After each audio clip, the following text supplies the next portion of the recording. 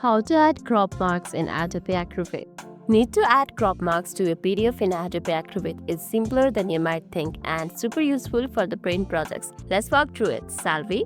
First things first, open the PDF in Adobe Acrobat Pro. However, I'll be using Adobe Acrobat for now. And got it open? Great. Now head over to the tools pane. You can see all tools right over here. On the top list, simply tap on it and that will open various type of options for you. Now simply scroll down until you see print production. Here you can see an option for use print production. So as I said earlier, this is only available for Adobe Acrobat Pro. However, I'll be explaining you the rest process and what will it do. So you can see it is used for preview, pre-flight and prepare the PDF for high-end print production. Now simply tap on it. Once you tap on it, you will see a bunch of options. Look for add printer marks and click on it. A new window will pop up and this is where the magic happens. You will see different types of print marks you can add like registration mark or color bars, but we are focusing on crop marks. Make sure the box is checked. You can customize the style and weight of the crop marks if you want it, but the default settings are usually fine.